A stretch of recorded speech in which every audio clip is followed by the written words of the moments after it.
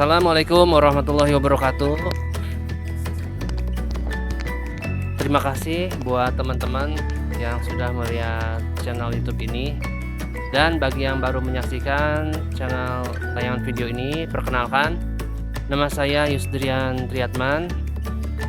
Jadi di channel ini berisi tentang ya obrolan-obrolan, juga tutorial, juga hal-hal lain yang kira-kira bisa bermanfaat buat teman-teman semua. Baiklah, di sini saya ditemani oleh salah satu seorang guru. Siapa beliau? Ya, kemudian beliau juga alhamdulillah ya di organisasi luar biasa, kemudian di dalam bidang usahanya pun ya tentang masalah kambing beliau paham. Ya, baiklah. Sekarang kita akan tanyakan dulu siapa namanya, kemudian aslinya dari mana. Nah, dipersilakan. Baik, bismillahirrahmanirrahim. Assalamualaikum warahmatullahi wabarakatuh. Alhamdulillah, pada kesempatan hari ini saya ucapkan terima kasih kepada Pak Yus ya selaku teman sahabat SMP Siliwangi untuk kesempatan pada hari ini mengenai bincang-bincang kita yang mungkin bisa perbincangannya luas atau bisa ke beberapa materi-materi yang lain, akan tetapi insya Allah bermanfaat. Nah, dalam hal ini mungkin saya akan memperkenalkan diri terlebih dahulu. Nama saya Rizky Amir Hamzah. Ya, saya bertempat di wilayah Bogor dan bekerja atau berprofesi sebagai guru ya di SMP Siliwangi. Mungkin itu saja. Oke, baik, terima kasih. Saya panggilnya Pak Rizky ya, bukan Pak Amir ya, Pak Rizky ya. Oke, Pak Rizky aja ya.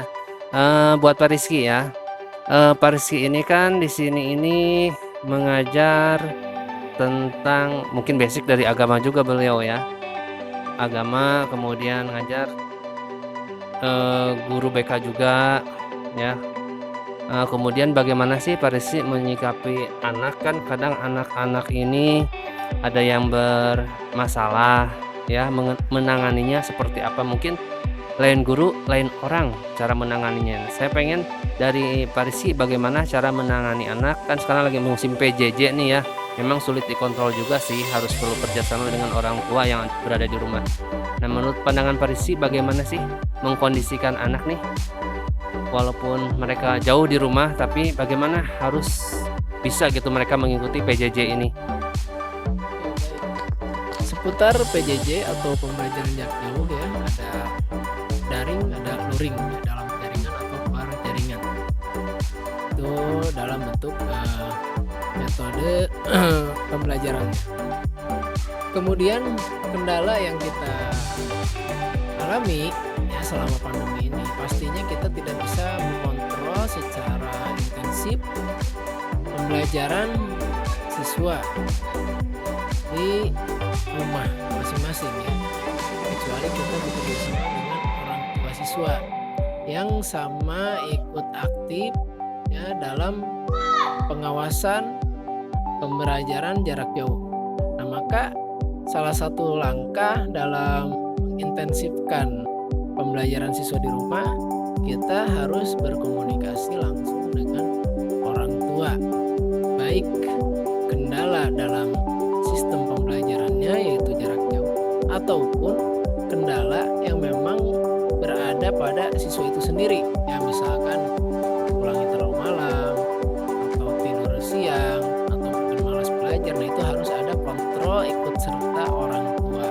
Nah, maka salah satu tahapannya yaitu setiap pagi kita selalu menghubungi grup WhatsApp orang tua untuk mengingatkan dan mengawasi kegiatan pembelajaran jarak jauh di rumah. Itu mungkin. Oke, baik, Pak Rizky. Kemudian Pak Rizky nih selaku guru juga selaku wali kelas, apa sih yang disenangi oleh wali kelas terhadap siswanya gitu? Apa yang Pak Rizky nih selaku wali kelas senang jika siswa tersebut melakukan apa aja? Pastinya kita selaku wali kelas sama halnya orang tua siswa di rumah. Ketika anak itu rajin, jujur, disiplin, maka hal demikianlah yang membuat orang tua atau wali kelas merasa bahagia ya. Kenapa? Karena merupakan satu dasar bagi siswa ya, kedisiplinan itu nomor satu ya, dari mulai sholat subuh, kemudian juga membantu pekerjaan orang tua di rumah, membersihkan tempat tidur, mencuci piring. Nah itu satu nilai kedisiplinan yang akan bermanfaat ya, baik untuk siswa itu sendiri dan juga untuk masa depan mereka, karena akan membentuk kepribadian yang mandiri. Nah itu kedisiplinan akan membentuk satu karakter yang mandiri. Nah itu akan menjadi satu kebanggaan baik bagi wali kelas maupun orang tua. Oke, baik, terima kasih. Nah, sekarang tadi kan ya wali kelas akan senang jika melihat siswanya seperti ini. Nah, sebaliknya nih, apa sih yang tidak disenangi oleh wali kelas terhadap siswanya? Siswa yang seperti apa yang tidak disenangi nih? Nah, hal-hal yang memang kurang disukai oleh wali kelas, kebalikannya ya, tadi kedisiplinan, kemandirian. Nah, kebalikannya dari situ, misalkan sholat subuhnya kesiangan, tidak membantu orang tua. Karena seseorang dilihat bukan dari segi banyaknya ilmu, tapi seberapa besar atau seberapa banyak dia mengamalkan ilmu-ilmu yang sudah dia dapati ya. Jadi seperti sopan santun, berakhlak mulia, itu merupakan hasil pembelajaran yang sangat mendasar. Maka ketika hal demikian dilakukan, guru atau orang tua akan senang. Akan tetapi sebaliknya, apabila tidak disiplin atau perbuatannya buruk, akhlaknya tidak baik, nah maka itu akan dibenci. Jangankan oleh orang tua, oleh guru, bahkan mungkin dengan teman sekitar kita akan dijauhi ya, dengan pola hidup yang kurang baik. Oke, baik, terima kasih. Nah, kemudian ada nggak tip dan triknya gitu ya biar siswa nih yang sedang melihat acara ini, ya mungkin ada beberapa siswa yang rajin sholat subuhnya, mungkin juga di luar sana ada beberapa siswa yang karena bangun pagi jarang sehingga sholat subuh tuh kesiangan terus ya, kesiangan terus sholat subuh, kesiangan, bahkan baru jam 6 baru sholat subuh, setengah 7 baru bangun ya, kemudian jadi tidak sholat. Nah, di sini nih kalau kita bangun jam setengah 7 apa tetap boleh sholat subuh? Apa sudah deh lewat aja deh, nanti kita nunggu sholat zuhur aja, nunggu subuh besok aja? Apa ada nggak di dalam agama diajarkan kalau misalnya kesiangan begini loh niatnya gitu? Apa harus ditinggalkan aja, udah deh yang sudah mah sudah aja gitu kan? Kemudian bagaimana tip dan triknya biar bisa bangun subuh seperti itu? Ya baik. Untuk sebagai motivasi dalam kita beribadah maupun kita bermuamalah ya, ke sekolah dan lain sebagainya. Pertama yang harus kita tanamkan dalam ibadah, satu, kita butuh Allah. Nah itu ya, tanamkan dalam diri kita butuh Allah. Kita nggak bisa bangun tanpa kekuatan, tanpa anugerah yang Allah berikan. Kita juga tidak bisa melakukan aktivitas, tidak bisa makan, tidak bisa minum, tidak bisa bernapas kecuali dengan izin Allah. Nah maka ketika kita merasa bahwa kita perlu Allah, maka kebutuhan-kebutuhan lainnya pun kita perlu bantuan Allah. Ya, bagaimana Allah mengabulkan doa kita, keinginan kita, hajat kita kalau kita tidak beribadah kepada Allah? Artinya kita nggak butuh sama Allah. Nah maka sholat subuh merupakan satu kebutuhan, karena Allah akan membantu keinginan kita, tercapainya doa-doa kita melalui sholat subuh yang kita lakukan. Ya, Allah tidak melihat hasilnya, tapi Allah melihat prosesnya. Ketika kita bangunnya tidak kesiangan, kita niatkan, ya Allah, saya niat bangun subuh jam 4 untuk sholat subuh berjamaah. Nah, apabila kesiangan kita niat qodho, ya Allah maafkan saya sholat subuhnya kesiangan. Saya niat qodho sholat subuh 2 rakaat karena Allah. Ya itu sudah cukup ya. Saya niat sholat subuh 2 rakaat wajib karena Allah Ta'ala, itu sudah cukup. Nah niat seperti itu di dalam hati. Nah begitupun sholat-sholat lain. Nah maka dari kebutuhan, merasa butuh kita kepada Allah, maka hadirkan bahwa kita ini butuh Allah, butuh Allah, butuh Allah. semua dalam aktivitas kita, jalannya, napasnya, itu Allah. Maka insya Allah dengan kebutuhan yang kita banyak dalam hati kita, maka kita melalui ibadah itulah kita curahkan ke hadirat Allah. Dan insya Allah itu akan jadi motivasi. Nah maka sebaliknya, kenapa doa kita tidak dikabul? Kenapa hajat kita tidak dikabul? Dosa-dosa kita tidak diampuni misalkan. Nah karena apa? Karena kita tidak merasa butuh Allah. Yang kita butuhkan hanya HP, kuota. Nah semua itu akan merusak organ tubuh kita, pola hidup kita. Nah, maka motivasi pertama yang paling utama, tanamkan dalam diri kalian butuh Allah. Insya Allah ketika kita merasa butuh Allah, semua akan dilancarkan, semua akan dimudahkan, semua akan terpenuhi insya Allah. Tapi kalau sudah tidak ada tertanam dalam diri kita butuh Allah, maka jangan harap hidup kita akan berjaya, sukses dunia akhirat.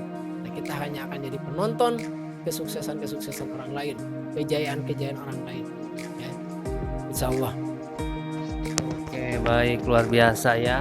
Jadi teman-teman semua, siswa-siswa yang sedang menyaksikan, kita harus kenal dulu siapa Allah. Nah, bagaimana caranya sih supaya kita ketika bangun ingat Allah, bukan ketika bangun HP diambil, mau tidur HP dilihat, udah makan HP dilihat. Nah sekarang ganti, gimana caranya ketika pas mau melakukan sebuah aktivitas ingat Allah. Nah itu memang sih tidak segampang dan semudah itu, harus melakukan pembiasaan ya, seperti teman-teman semua. Kalau misalnya belum biasa bangun pagi ya akan siang terus kalau tidak dibiasakan dari sekarang. Betul nggak Pak Desi? Nah bagaimana nih caranya kita supaya bisa meresapi gitu, supaya apa-apa ingat kepada Allah? Apa kita harus mempelajari dulu nih siapa sih Allah, kemudian tuh Allah tuh memiliki sifat apa aja sih yang ada di Allah itu gitu ya, sehingga kena hati tuh benar-benar kita itu sedang diawasi, ada CCTV-nya selama 24 jam, selama napas terus, selama hidup di alam dunia ini Allah mengawasi loh, walaupun dalam sendirian di kamar, di dalam kegelapan ya. Bagaimana tuh caranya supaya kita tuh lagi diawasi loh, seperti misalnya kita lagi belajar atau lagi ulangan di sekolah, di kelas ada pengawasnya kan, kita istilahnya mau berbuat curang, mau nyentek juga merasa diawasi jadi tetap. Atau kita sedang berkendaraan di jalan, ada polisi dan tidak ada polisi kan pasti beda sikapnya. Ada polisi, kita pura-pura gimana caranya nih supaya enggak kena tilang, tapi di saat tidak ada polisi walaupun lampu masih merah tetap kadang suka nerobos. Nah itu bagaimana nih supaya kita mengenal ada loh Allah yang ngawasin nih. Nah, baik. Untuk mengenal Allah Subhanahu wa taala ya, agar kita merasa diawasi, terus semua aktivitas kehidupan kita diniatkan untuk Allah, maka yang paling pertama itu kenali dulu diri kita. Ya, kenali dulu diri kita. Kita ini manusia. Apa benar manusia? Ya, makhluk yang Allah ciptakan ini banyak, ada hewan, Tuhan, ada alam semesta. Begitupun manusia. Nah, kita tergolong dari apa? Manusia. Nah, manusia Allah berikan dua hal dalam dirinya. Yang pertama akal, yang kedua hawa nafsu. Ya kan? Kalau kita sudah mengenal bahwa diri kita manusia diberikan akal dan hawa nafsu, maka kita harus mengakui ya bahwa diri kita ini pasti ada yang menciptakan. Tidak mungkin tercipta dengan sendirinya, tidak mungkin. Tidak mungkin kita tercipta dengan alamiah, dengan natural begitu saja, tidak. Ya, tidak mungkin. Semua yang terjadi di alam dunia ini semua sudah kehendak dan takdir Allah. Nah, maka ketika kita tahu diri kita manusia, kita tahu diberikan hawa nafsu dan akal, nah maka kita disitulah tahu tugas kita sebagai manusia itu apa. Nah, kita cari tahu kenapa Allah menciptakan kita di alam dunia. Paling tidak kita tahu dulu tugas kita di alam dunia ini apa. Nah, Allah Subhanahu wa taala berfirman, "Wa ma khalaqtul jinna wal insa illa liya'budun." Ya, tidaklah Allah menciptakan jin dan manusia kecuali untuk beribadah kepadaku. Nah, baru dari situlah ketika kita ibadah kepadaku, di sini adalah Allah, maka kenali Allah. Nah, setelah kita mengenali diri kita, maka boleh dari sekarang kalian bertanya kepada ayah dan ibu kalian, ke guru-guru kalian, kita ini tugas manusia apa nih? Apa sih? ya kan? Nah, ketika kita sudah mengenal diri lalu mengenal Allah, maka disitulah kita merasa diawasi. Maka Allah berikan ujian untuk orang yang beriman untuk merasa dirinya diawasi, ya. Dan Allah pun memberikan nikmat pada seluruh manusia, kepada seluruh makhluk. Agar apa? Agar kita merasa bahwa nikmat yang diberikan ini adalah nikmat dari Allah, ya. Bagaimanapun enaknya makanan, tapi kalau Allah mencabut nikmat lidah, tidak nikmat, ya. Kita punya mobil mewah, tapi Allah mencabut nikmat kaki dengan penyakit rematik atau mungkin stroke. Makan mobil yang mewah itu pun tidak bisa kita nikmati. Nah, maka nikmat dan tidaknya hidup kita di alam dunia itu pemberian Allah. Nah, maka kita harus bersyukur, diuji. Nah, maka kalau kita sudah mengenal itu, kita akan merasa diri kita ini diawasi oleh Allah. Setiap pandangan, hembusan napas. Ya, karena Allah Subhanahu wa taala berfirman, "Anta'budallah ka'annaka tara, fa illam takun tara fa innahu yaraka." Ya, beribadahlah seakan-akan kau melihat Allah. Kalau kau tidak melihat Allah, maka yakinlah Allah melihatmu dimanapun kita berada. Nah, itulah insyaallah mungkin Allahu alam itu jawabannya. Oke, baik, luar biasa, sangat detail ya teman-teman semua. Nah, itu tadi harus mengenali diri sendiri. Nah, di dalam diri sendiri pun ya, lahir ke alam dunia, bayi, kemudian anak-anak, remaja, dewasa, jadi orang tua, kakek-kakek, dan meninggal. Nah, di sini nih di SMP ini kan usia-usia anak-anak remaja ya. Ada nggak sih ciri-ciri tertentu, misalnya seorang laki-laki nih, ya dulu juga mungkin saya ngalamin ya, ketika kan perubahan itu ada aja terjadi ketika dari anak-anak ke remaja ke dewasa ya, entah itu misalnya gitu kan, di dalam laki-laki itu kan ada apa sih? Ada air kencing, ada air mani, air apa lagi tuh ya, katanya sih dengar-dengar ada berapa macam air tuh yang keluarnya lewat situ juga. Nah, di sini nih siapa tahu kan teman-teman nih yang lagi SMP, punten gitu ya, lagi misalnya puber, masa-masa puber, tiba-tiba tuh keluar cairan, ih ini cairannya apa ya? Kok kayak gini sih? Kan di situ kadang kalau lagi saat remaja bingung mau nanya-nanya ke siapa, ke orang tua malu gitu ya, karena ke teman juga sama malu, sehingga terkurunglah di kamar. Ini apa ya cairan, kok ada cairan kayak gini, sehingga yang keluarnya maaf gitu enak, cuma harus melalui proses dulu itu sehingga bisa keluar, bisa disengaja atau dengan mimpi basah, itu dari laki-laki. Nah, gejala itu normal apa tidak Pak Rizky? Kemudian dari perempuan mungkin nggak tahu tuh pertumbuhan di dalam tubuhnya seperti apa ada yang terlihat, oh yang tadinya ini jadi seperti itu, suaranya yang jadinya imut jadi ya seperti itu. Bagaimana nih menurut pandangan Pak Rizky ini dalam perubahan seperti itu tuh? Baik, bismillahirrahmanirrahim. Dalam agama dikenal dengan alamatul bulug salas ya. Tanda-tanda akil balik itu ada 3. Ya, baik laki-laki maupun perempuan. Untuk laki-laki, yang pertama apabila dia sudah mimpi basah. Ya, artinya sudah mimpi yang memang belum pernah dialami ketika dia masa kecil, lalu ketika usia beranjak usia remaja dia mengalami mimpi-mimpi yang indah. Nah, lalu keluarlah air mani, nah itu berarti dia sudah akil balik. Yang kedua, akil balik itu apa? Akil balik itu artinya akil itu akal, balik itu artinya sampai. Jadi telah mencapai akal yang sempurna. Nah, begitu. Secara istilah, akil balik adalah usia di mana manusia sudah mencapai akal yang sempurna. Nah, maka ketika manusia sudah mengalami mimpi basah, berarti akal dia sudah sempurna. Yang kedua, untuk perempuan, apabila perempuan sudah haid ya, sudah keluar darah usia 10 atau 11 atau 12 tahun keluar darah, maka itu dinyatakan akil balik juga. Nah, atau perempuan pun sama, dia belum menstruasi, belum keluar darah, tapi dia sudah mimpi basah, nah itu pun sudah akil balik. Nah, yang ketiga, apabila laki-laki atau perempuan belum mengalami mimpi basah atau perempuan belum mengalami haid, maka yang ketiga apa itu?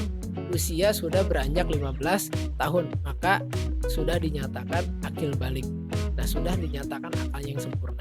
Maka pada saat tahapan itulah ketika dinyatakan bahwa akalnya sudah sempurna, maka laki-laki dan perempuan sudah memiliki tanggung jawab dan kewajiban untuk beribadah kepada Allah dan juga mentaati daripada segala seluruh aturan-aturan Allah, baik aturan agama maupun aturan negara, karena dia sudah dinyatakan bahwa dia sudah mencapai akal yang sempurna. Nah, itu dari segi biologis yang ada dalam diri kita, dalam organ tubuh diri kita, begitulah terjadinya. Nah, adapun yang kedua, perubahan organ tubuh, ya. Kalau laki-laki ditandai dengan munculnya jakun, ya, seperti ini, ya, jakun. Kemudian kalau perempuan dengan tumbuhnya payudara, ya, buah dada. Nah, yang selanjutnya mulai ditumbuhi dengan bulu-bulu, ya, baik bulu ketiak, dada ataupun bulu kemaluan. Nah, itu artinya kita sudah beranjak remaja, ya. Nah, pada tahapan itulah kita harus bisa menjaga diri kita masing-masing, baik laki-laki maupun perempuan. Maka agama mengajarkan, ya, karena kita tadi kembali, ya, di awal Bapak sudah mengingatkan bahwa kita ini diberikan hawa nafsu. Nah, hawa nafsu ini dia apabila melihat lawan jenis, ya, sudah terpancing, nah maka itu kita sudah ada rasa. Nah, maka rasa itu harus kita abaikan di usia-usia seperti itu. Jangan kita ikuti, ya, jangan kita ikuti, ya. Kita harus lebih mengikuti akal pikiran kita dengan sehat, dengan jernih. Jangan mengikuti hawa nafsu. Adapun rasa cinta, rasa kasih sayang itu normal, tapi jangan kita ikuti. Jangan kita ikuti. Biarkan rasa itu tertanam dalam diri kita dan kita alihkan rasa itu menjadi sebuah cinta, rasa yang dimana semuanya akan mengarah kepada kebaikan, ya. Misal kita rasa kasih sayang kita arahkan kepada orang tua, ya. Kita arahkan kepada saudara, kita arahkan kepada guru-guru kita. Adapun rasa lawan jenis, nah itu hawa nafsu. Udah, ya, gak usah bicara lagi. Nah, itu kan normal, ya, normal, tapi itu sudah berbicara hawa nafsu. Tapi kalau berbicara akal sehat, maka rasa cinta dan kasih sayang itu akan diarahkan kepada orang-orang yang memang wajib, yang memang harus kita cintai dan memang harus mendapatkan cinta kita. Siapa itu? Orang tua kita, guru-guru kita, saudara kita. Nah, adapun kalau sudah berbicara lawan jenis, berbicara tentang duniawi, pengen HP, itu normal, tapi itu hawa nafsu. Pengen duit yang banyak, pengen mencuri, pengen bercanda, pengen tawuran, nah itu berarti hawa nafsu, ya. Kita arahkan, pengen membunuh, ya, kita arahkan dengan hewan kurban, ya. Pengen bercanda, ya boleh, tapi tidak berlebihan. Karena kalau sudah berlebihan, kalau sudah mengarah kepada hal-hal yang syahwat, artinya itu sudah hawa nafsu. Allahu a'lam. Oke, baik, terima kasih, ya. Jadi seperti itu teman-teman, ya. Tetap kita harus terus belajar menggali siapa diri kita supaya tahu diri kita dan perubahan-perubahan apa yang terjadi dalam diri kita. Tapi tetap tidak usah takut jika ada perubahan seperti tadi keluar dari laki-laki air mani gitu, ya. Itu memang seperti itu prosesnya pertumbuhan dari seorang laki-laki, ya. Mudah-mudahan apa yang sudah disajikan dalam tayangan ini, jika ada manfaatnya silakan diambil, jika tidak ada manfaatnya tidak usah ditonton, ya. Kami di sini mencoba untuk memberikan terbaik, berbagi-bagi pengalaman kepada teman-teman semua. Mudah-mudahan bermanfaat. Ada pesan-pesan terakhir buat anak-anak remaja versi yang sedang bertumbuh dewasa? Baik, pesan saya terakhir, ikuti selalu nasihat guru, nasihat orang tua, ya, ikuti. Jangan merasa kalian terkekang, jangan merasa kalian dizolimi dan sebagainya, tapi itu semua merupakan pendidikan buat kita. Ikuti pendidikan yang baik, nasihat-nasihat yang baik. Jangan mengikuti hawa nafsu. Kita tahan, sabar, karena pada tahapan remaja inilah semua inspirasi godaannya sangat dahsyat, ya. Kita pun Bapak, Pak Yus, Pak Rizky pun mengalami hal itu, ya, ketika remaja. Tapi orang tua mendidik kita, guru-guru mendidik kita, ya, kita ikuti nasihatnya dan alhamdulillah kita bisa menjadi anak yang baik, ya, anak yang bermanfaat, ya, insya Allah. Kenapa? Karena sudah sesuai pendidikan, ya. Jangan harap kalau kita tidak belajar itu bakal pintar, bakal sukses, tidak ya. Karena belajar itu untuk diri kita ya, dan masa depannya itu pun untuk diri kita. Maka ikuti nasihat orang tua, sekali lagi nasihat guru, belajar yang rajin, abaikan dulu hal-hal yang sifatnya hawa nafsu. Jangan ketika orang tua menasihati kita langsung marah, langsung tersinggung, tidak ya. Sekali lagi, ketika orang tua marah kita diam ya, atau kita ambil air wudhu, atau kita masuk ke kamar ya, lebih bagus baca Quran. Atau memang mungkin kita ingin keluar rumah yang memang bukan kabur, bukan ya. Bapak sering begitu. Bapak kalau ada perasaan yang membuat Bapak kurang nyaman di hati ya terhadap orang tua, maka Bapak suka pergi ya. Kalau dekat rumah tuh ada pertanian tuh, nah suka pergi di situ, Bapak suka merenung di situ, nggak apa-apa ya. Daripada kita menghadapi orang tua dengan rasa kesal, lalu kita keluar kata-kata yang tidak baik, nah sampailah kita jadi anak durhaka. Ya, lebih baik kita menghindar, kita cari inspirasi lain yang positif. Kita lihat gunung, kita lihat langit ya ketika kita ada, karena dalam masa-masa remaja itulah hawa nafsu kita sedang besar-besar. Nah, mungkin kita arahkan ke hal-hal positif yang insya Allah membawa diri kita kepada kebaikan. Allahu a'lam. Oke, baik. Terima kasih Pak Rizky atas waktunya dan